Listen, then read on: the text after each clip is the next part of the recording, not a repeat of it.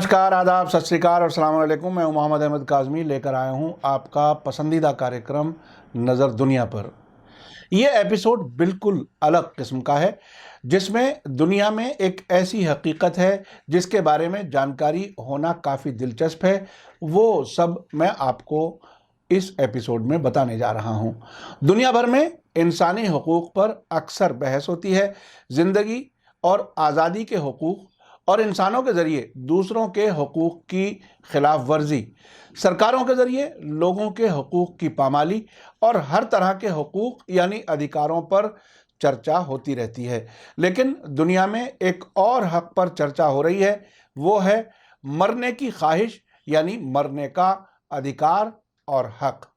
कुछ मुल्क इसे पूरी तरह से गलत बताते हैं, जबकि कुछ मुल्कों में मरने के हक़ को मान लिया गया है। ज़रा सोचकर देखिए कि क्या कोई इंसान खुद अपनी जान देना चाहता है? आपका जवाब शायद नहीं में होगा, लेकिन इंसान की ज़िंदगी में कुछ ऐसे पल आते हैं जिसमें वो अपनी ज़िंदगी से हार मानकर मरने की खुद ख्वाहिश करता है, यानी अपनी ख्वाहिश से मौत को गले लगाना सही समझता है। इस तरह की मौत को सही बताने वाले मुल्कों में मेडिकल मदद से भी मौत दी जा रही है और मरने वाले की चाहत से भी मौत हो रही है। वहीं ऐसी मौत को न मानने वाले मुल्कों में इस पर बहस छिड़ी हुई है और कुछ मुल्कों में इस तरह की मौत को कानूनी दर्जा देने के लिए कानून में बदलाव लाया जा रहा है। बहुत से मुल्कों में कुछ लोग इसके खिलाफ हैं तो कुछ इसके हक में है। इस सब बहस के बीच मरने वाले का अहम रोल है, क्योंकि उसकी रजामंदी के बाद ही उसे खुद ख्वाहिश की मौत दी जा सकती है। किसी को जोर जबरदस्ती करके खुद ख्वाहिश की मौत नहीं दी जा सकती। लेकिन आखिर ये इच्छा मृत्यु या खुद ख्वाहिश की मौत क्या है, यह समझना बहुत ज़रूरी है। दरअसल जब कोई इंसान किसी शदीद बीमारी की वजह से ऐसी हालत में पहुंच जाता है जहां उसका जिस्म काम करना बंद कर दे और उसे दर्द से छुटकारा पाने के लिए अपनी ज़िंदगी को ख़त्म करने की चाहत हो, उसे इच्छा मृत्यु यानी मरने की ख्वाहिश कहा जाता है। आसान लफ्ज़ों में कहें तो किसी इंसान को उसकी रजामंदी के बाद मौत देना अपनी ख्वाहिश की मौत या इच्छा मृत्यु है। इसे दो कैटेगरी में बांटा जाता है, जिसमें एक होती है एक्टिव मरने की ख्वाहिश और दूसरी पैसिव मरने की ख्वाहिश। पहले आपको बताते हैं एक्टिव मरने की ख्वाहिश के बारे में। इसे असिस्टेड सुसाइड भी कहा जाता है। यह मरने की ख्वाहिश का वो तरीका है जिसमें मरीज को जहर या पेन किलर के इंजेक्शन के जरिए ओवरडोज यानी ज़रूरत से ज़्यादा इंजेक्शन दिया जाता है। इसके बाद उसकी मौत हो जाती है। लाइलाज बीमारी की हालत में भी मरीज को उसकी ख्वाहिश से मौत दी जाती है। जब कोई इंसान अपनी मर्जी से खुदकुशी करना चाहता हो और उसके लिए वो किसी की मदद लेता है तो उसे एक्टिव मरने की ख्वाहिश कहते हैं। वहीं पैसिव मरने की ख्वाहिश में अगर कोई इंसान लंबे वक्त से ऐसी बीमारी से जूझ रहा है जिसका इलाज नहीं हो सकता और वो अपनी ज़िंदगी से छुटकारा पाना चाहता है तो उसे खुद ख्वाहिश मौत दी जाती है। पैसिव मरने की ख्वाहिश में मेडिकल के ज़रिए दी जाने वाली सहूलियतें हटा ली जाती हैं। मिसाल के तौर पर अगर कोई इंसान वेंटिलेटर के इस्तेमाल से ज़िंदा है तो उसका वेंटिलेटर हटा लिया जाता है। अगर किसी को ऑक्सीजन मास्क लगा है तो उसका ऑक्सीजन मास्क हटा लिया जाता है ताकि उसे मौत आ जाए। इसमें एक्टिव मरने की ख्वाहिश की तरह मरीज को दवाई देकर नहीं मारा जाता। खुद ख्वाहिश की मदद से अपनी ज़िंदगी को ख़त्म करना हमेशा से विवादों भरा मुद्दा रहा है। फिर भी इसके हिमायतियों ने दुनिया के कई हिस्सों में इसे ठीक बताया है। यही वजह है कि दुनिया के कई मुल्कों में मरने की खुद ख्वाहिश जुर्म नहीं है। बॉलीवुड में ऋतिक रोशन और ऐश्वर्या रॉय की 2010 में बनी फिल्म गुजारिश में भी इस सब्जेक्ट यानी खुद ख्वाहिश के सब्जेक्ट को दिखाया गया है। भारत में भी पैसिव मरने की ख्वाहिश की इजाज़त है, यानी डॉक्टर मेडिकल हेल्प हटाकर मरीज को मार सकता है, लेकिन ऐसा करने से पहले मरीज और उसके परिवार वालों से इजाज़त लेनी पड़ती है। भारत में खुद ख्वाहिश की मांग नर्स अरुणा शानबाग के केस के बाद उठी थी। दरअसल अरुणा शानबाग के साथ 27 नवंबर 1973 में मुंबई के KEM अस्पताल में एक वार्ड बॉय ने रेप किया था और अरुणा के गले में जंजीर कस दी गई थी। इस दरिंदगी की वजह से वह कोमा में चली गई और 42 साल तक कोमा में रहने के बाद 18 मई 2015 को अरुणा की मौत हो गई थी। इससे पहले जर्नलिस्ट पिंकी वीरानी ने नर्स शानबाग की हालत को देखते हुए 2011 में उनके लिए खुद ख्वाहिश की मौत की मांग करते हुए सुप्रीम कोर्ट में याचिका दायर की थी, जिसे कोर्ट ने खारिज कर दिया था। इसके बाद खुद सुप्रीम कोर्ट ने मार्च 2018 में पैसिव मरने की ख्वाहिश की इजाज़त दे दी। इसका मतलब है कि मेडिकल के जरिए दी जाने वाली सहूलियतें हटाकर मौत देना। पैसिव मरने की ख्वाहिश में इंसान को मारने के लिए कोई दवा नहीं दी जाती। साथ ही कोर्ट ने कहा कि लोगों को जिस तरह इज्जत से जीने का हक है, ठीक उसी तरह कुछ शर्तों के साथ हर इंसान को खुद मौत पाने का भी हक है, लेकिन इसके लिए उसको फिजिकली और मेंटली यानी शारीरिक और मानसिक तौर पर तैयार रहना चाहिए। सुप्रीम कोर्ट के इस अहम फैसले के बाद भारत भी दुनिया के उन मुल्कों में शामिल हो गया जहां खुद ख्वाहिश से मौत का अधिकार मिला हुआ है। भारत से पहले भी दुनिया के कई ऐसे मुल्क हैं जहां लोगों को इच्छा मृत्यु करने का अधिकार मिला हुआ है। दुनिया में अपनी ख्वाहिश से मौत को कानूनी तौर पर कबूल करने वाला नीदरलैंड पहला मुल्क था, इसलिए अपनी ख्वाहिश से मौत पाने वाले मुल्कों में नीदरलैंड अहम है। नीदरलैंड ने 2002 में इच्छा मृत्यु करने की इजाज़त दी। यहाँ दोनों तरह से खुद ख्वाहिश से मौत करने की इजाज़त है, यानी आप मेडिकल मदद से भी मौत पा सकते हैं और अपनी चाहत से भी, लेकिन इसके लिए आपको डॉक्टर से सर्टिफिकेट लेना पड़ेगा। इस सर्टिफिकेट को हासिल करने के लिए 12 साल से ज़्यादा उम्र के बच्चे भी अर्जी दे सकते हैं, जबकि 12 साल से कम उम्र वाले बच्चों के लिए माँ बाप या गार्जियन की रजामंदी ज़रूरी होती है। नीदरलैंड के अलावा बेल्जियम दूसरा ऐसा मुल्क है जिसने सितंबर 2002 में खुद ख्वाहिश से मौत यानी इच्छा मृत्यु की इजाज़त दी थी। यहाँ शदीद मेंटली बीमारी से जूझ रहे लोगों को भी कड़ी शर्तों के साथ अपनी जान देने की इजाज़त है। हालांकि शर्तों को ठीक से ना मानने पर इच्छा मृत्यु करने वाले यानी खुद ख्वाहिश से मौत करने वाले इंसान को 1 से 3 साल तक की जेल भी हो सकती है। बेल्जियम में इच्छा मृत्यु करने के लिए उम्र की कोई पाबंदी नहीं है। साथ ही यहाँ एक्टिव मरने की ख्वाहिश और पैसिव मरने की ख्वाहिश यानी दोनों तरह की ख्वाहिश मौत की इजाज़त है, यानी आप मेडिकल मदद से भी मौत पा सकते हैं और अपनी चाहत से भी। लेकिन दूसरी ओर बच्चों को बेहद लंबी बीमारी के बाद ही इच्छा मृत्यु दी जा सकती है। इसके अलावा बालिग को अपनी ख्वाहिश से मौत की अर्जी देने के लिए ज़्यादा बीमार होना ज़रूरी नहीं है। इसका मतलब है कि ज़्यादा बीमार होना बालिग के लिए ज़रूरी नहीं है, वह कम बीमार होते हुए भी अपनी खुद ख्वाहिश की मौत की अर्जी दे सकता है। उधर सन 2017 में जर्मनी के कोर्ट ने शदीद तौर पर बीमार मरीजों को दवा की मदद से खुद ख्वाहिश की मौत की इजाज़त दी। इजाज़त मिलने के 1 साल के अंदर ही जर्मनी में इस तरह की मौत चाहने वाले करीब 108 मरीजों ने एप्लीकेशन फॉर्म जमा किए। इनमें से कई लोगों ने दवाई की मदद से यानी ड्रग की मदद से अपनी जान दे भी दी। इसके बाद जर्मनी ने 2020 में अपनी ख्वाहिश की मौत पाने के कानून में बदलाव किया और अब लंबे अरसे से बीमार लोग डॉक्टर की मदद से अपनी ज़िंदगी ख़त्म करने का फ़ैसला खुद ले सकेंगे।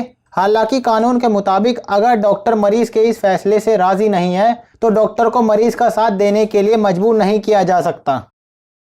अपनी ख्वाहिश की मौत को कानूनी तौर पर कबूल करने वाले कई मुल्क हैं, लेकिन स्विट्ज़रलैंड इकलौता ऐसा मुल्क है जहां विदेशी भी जाकर कानूनी तौर पर अपनी मर्जी से मौत को गले लगा सकते हैं। 1937 से स्विट्ज़रलैंड में मेडिकल मदद से मौत को गले लगाने को मंजूरी मिली, इसलिए स्विट्ज़रलैंड में मेडिकल मदद से किसी की जान लेना जुर्म नहीं है। यूरोप में भी ज़्यादातर लोग इच्छा मृत्यु करने के लिए स्विट्ज़रलैंड जाते हैं। यहाँ एक्टिव मरने की ख्वाहिश की इजाज़त है, यानी आप इच्छा मृत्यु करने के लिए बाहरी मदद या मेडिकल मदद ले सकते हैं, लेकिन पैसिव मरने की ख्वाहिश की इजाज़त नहीं है। इस तरह स्विट्ज़रलैंड में लोग दवाई की मदद से और इंसान की रजामंदी लेने के बाद अपनी ज़िंदगी ख़त्म कर सकते हैं, लेकिन ख़ुद अपनी जान नहीं ले सकते। इसके बावजूद स्विट्ज़रलैंड के सरकारी आंकड़े के मुताबिक 2014 में 742 लोगों ने मेडिकल मदद से अपनी मर्जी से मौत को गले लगाया, जबकि बिना मेडिकल मदद के अपनी ज़िंदगी ख़त्म करने वालों की तादाद तकरीबन 1029 थी।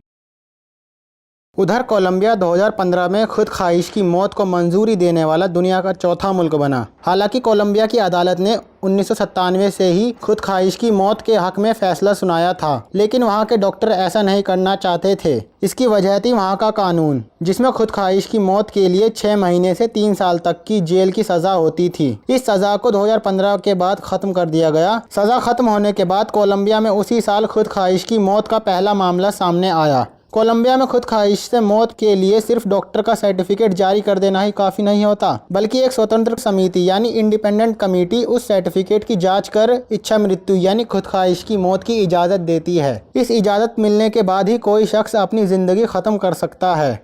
उधर लग्जमबर्ग ने 2008 में खुद ख्वाहिश की मौत को इजाज़त दी। यहाँ शदीद तौर पर बीमार मरीजों के लिए इसे एक कानूनी ऑप्शन बनाया गया है। यहाँ अपनी ख्वाहिश की मौत पाने के लिए मरीज को कई बार डिमांड यानी मांग करनी पड़ती है। साथ ही 2 डॉक्टर और एक मेडिकल पैनल इसके हक में मरीज के जरिए दी गई सलाह को लिखित रूप में जमा करते हैं।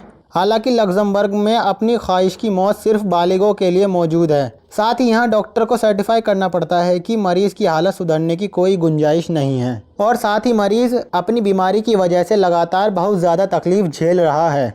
बात करें कनाडा की, तो कनाडा में भी लग्जमबर्ग जैसा कानून है। यहाँ अपनी ख्वाहिश की मौत उसी हाल में दी जा सकती है जब बीमारी इतनी बढ़ जाए कि आगे चलकर इंसान की जान जाना तय हो। लेकिन अगर मरीज की हालत सुधरने की जरा सी भी गुंजाइश होती है तो उसकी अर्जी रद्द कर दी जाती है। कनाडा के क्यूबेक सूबे ने जून 2014 में एक ऐसा कानून अपनाया जो ज्यादा बीमार मरीजों को डॉक्टर की मदद से अपनी जान देने का अधिकार देता है। क्यूबेक कनाडा का पहला ऐसा सूबा है जहां आत्महत्या में मदद करने की इजाज़त दी गई है। वहीं ऑस्ट्रेलिया में खुद ख्वाहिश की मौत को 1995 में मंजूरी मिली, लेकिन ऑस्ट्रेलिया में इस पर इतना हंगामा हुआ कि 1997 में इस कानून को वापस लेना पड़ा। इसके बाद ऑस्ट्रेलिया में 20 साल तक खुद ख्वाहिश की मौत कानून पर बहस छिड़ गई। 50 बार कानून में बदलाव किया गया और 2017 में कानून को एक बार फिर बदलकर इतने लंबे अरसे के बाद आखिरकार ऑस्ट्रेलिया में भी अपनी ख्वाहिश की मौत करने को इजाज़त मिल गई। ऑस्ट्रेलिया का विक्टोरिया पहला ऐसा राज्य है जहां जून 2019 में यह कानून लागू हुआ। हालांकि यह सिर्फ उन लोगों पर लागू है जो जानलेवा बीमारी से जूझ रहे हैं और उनका दिमाग ठीक से काम नहीं कर रहा। साथ ही जिनकी ज़िंदगी में अब सिर्फ 6 महीने बाकी हैं, सिर्फ उन्हें ही खुद ख्वाहिश की मौत दी जा सकती है। उम्मीद जताई जा रही है कि इसके बाद क्वींसलैंड और वेस्टर्न ऑस्ट्रेलिया राज्यों में भी ऐसे कानून पास किए जाएंगे। उधर सुपर पावर कहे जाने वाले अमेरिका के अलग अलग राज्यों में खुद ख्वाहिश की मौत के लिए अलग अलग कानून हैं। अमेरिका के ओरेगन सूबे में 1997 में इसे इजाज़त मिली और 2015 में कैलिफोर्निया ने वॉशिंगटन, ओरेगन, मोंटाना और वर्मोंट राज्यों की तरह खुद ख्वाहिश की मौत को मंजूरी दे दी। यहाँ डॉक्टर पर्ची पर उस दवा का नाम लिख देते हैं जो जहर का काम करती है। खुदकुशी के लिए तैयार इंसान को डॉक्टर दवा देते हैं जिसे कॉकटेल कहा जाता है। इसे लेते ही मरीज सो जाता है और आधे घंटे के अंदर ही उसकी मौत हो जाती है। बात करें फ्रांस की, तो यहाँ अपनी ख्वाहिश की मौत पाने का कानून बाकी दूसरे मुल्कों से थोड़ा अलग है। यहाँ बीमारी का दर्द बर्दाश्त ना कर पाने की हालत में मरीज डॉक्टर से डिमांड करता है कि उसे बेहोशी की ऐसी दवा दी जाए जिससे वह लंबे वक्त तक बेहोश रहे और फिर धीरे धीरे खुद उसकी जान निकल जाए। इसके अलावा ब्रिटेन, नॉर्वे, स्पेन, रूस, चीन, फ्रांस और इटली समेत कई बड़े मुल्कों में अपनी ख्वाहिश से मरने पर आज भी बहस जारी है। हालांकि इन मुल्कों में फ़िलहाल इस तरह की मौत गैरकानूनी तरीके से दी जा रही है। अदालतों का कहना है कि जीने का हक हमारा है तो मरने का हक भी हमारा होना चाहिए। इसमें कोई दो राय नहीं है, क्योंकि हर इंसान की अपनी ज़िंदगी होती है, फिर चाहे वो इसे जिए या ना जिए। लेकिन ऐसी मौत पर मजहबी हलकों में इख्तलाफ भी है, क्योंकि ज़्यादातर मजहबों में माना जाता है कि जीना और मरना दोनों ऊपर वाले के हाथ में हैं। ऐसे कई सवाल हैं जो अपनी ख्वाहिश से मरने की वजह से उठते हैं, लेकिन लंबे वक्त से बीमारी की वजह से जूझ रहे लोगों के लिए शायद आज के ज़माने में अपनी मर्जी की मौत मजबूरी भरा कदम होता है। इस्लाम और दूसरे मजहबों में भी खुदकुशी को पूरी तरह से गलत बताया गया है। प्रोग्राम के आखिर में एक अपना ज़ाती तजर्बा आप तक पहुंचा रहा हूं। मेरे एक जानने वाले अमेरिका में रहते हैं। एक बार मैंने अपने और उनके कॉमन दोस्त के बारे में खैरियत मालूम की तो उन्होंने बताया कि उस दोस्त की हालत बहुत ख़राब है और वो उस दोस्त की वाइफ से मिलकर इस बात की इजाज़त लेने जा रहे हैं कि चूँकि उस दोस्त का अब बचना तकरीबन नामुमकिन है तो उससे अस्पताल में लाइफ सपोर्ट हटा ली जाए ताकि वो मर जाए और घर के लोग भी उससे आज़ाद हो जाएं। मेरे लिए ये बात बहुत अचंभे वाली थी, क्योंकि हम एशिया के लोग ऐसा सोच भी नहीं सकते कि किसी के मरने का फ़ैसला हम कर सकें। हमारा समाज और हमारी मजहबी पाबंदियां इसकी इजाज़त नहीं देती। मीडिया स्टार वर्ल्ड की ये पेशकश आपको कैसी लगी? हालांकि इस मौजू पर बहुत सी राय हैं, लेकिन ये सब हमने आपकी जानकारी के लिए पहुंचाया है। कार्यक्रम कैसा लगा कमेंट्स में ज़रूर लिखें। थैंक यू, धन्यवाद, शुक्रिया। जय भारत, जय हिंद। मीडिया स्टार वर्ल्ड के और वीडियो देखने के लिए हमारे चैनल को सब्सक्राइब करें और सीधे नोटिफिकेशन पाने के लिए बेल आइकन दबाएं। और अगर हमारी खबर सच्ची और अच्छी लगे तो अपने व्हाट्सएप, इंस्टाग्राम, फेसबुक और ट्विटर अकाउंट पर जरूर शेयर करें।